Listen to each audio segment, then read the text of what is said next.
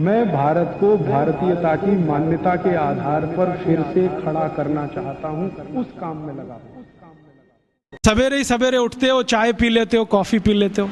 आयुर्वेद कहता है कि ये जो चाय कॉफी पिए तो जिंदगी भर बीमारी ही बीमारी।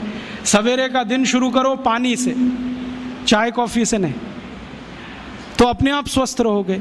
तो अपने जीवन में भी थोड़ा आयुर्वेद को लाओ। अपने जीवन में खान पान आयुर्वेद के हिसाब से, रहन सहन आयुर्वेद के हिसाब से, आचार व्यवहार आयुर्वेद के हिसाब। खान पान माने जो भारतीय है वही रखो। यूरोपीय अंग्रेजी खान पान, pizza, burger, hot dog, cold dog, chowmein, noodles, क्यों फंस गए इसमें?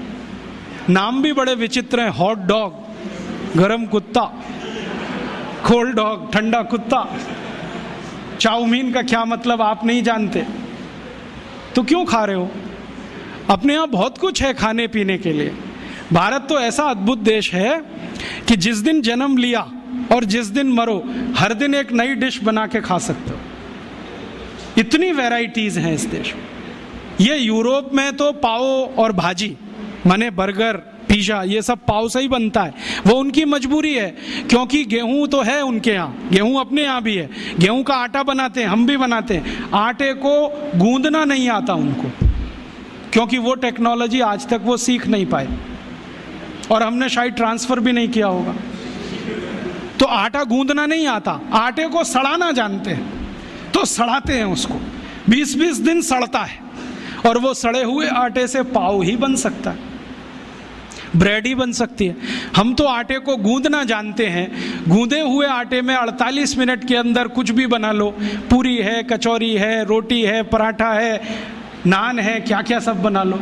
उनका सड़ा हुआ आटा दो ही चीज़ बनाएगा, पाव रोटी, डबल रोटी। तो वो पाव रोटी डबल रोटी खाते मजबूरी है, कुछ आता नहीं बनाना, हम क्यों खाएं ये सब? और वहाँ पाव रोटी खाएंगे सड़ी हुई, तो इसको पचाना है तो कोई एसिडिक चीज़ पीनी पड़ेगी, तो वो पेप्सी कोक पीते हैं, क्योंकि खाया कचरा है तो पचाना भी वही कचरा, इसलिए पेप्सी कोक पीते हैं। हमको क्या ज़रूरत है पीने की?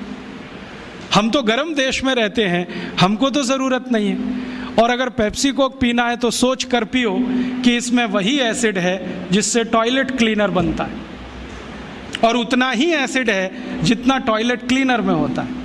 मैंने एक बार पेप्सी का पीएच कैलकुलेट किया था, 2.4 है, और फिनाइल का पीएच भी 2.4 है, हार्पिक का पीएच भी 2.4 है।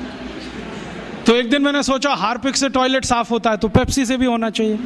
मैंने किया और एकदम झकाझक सफेद।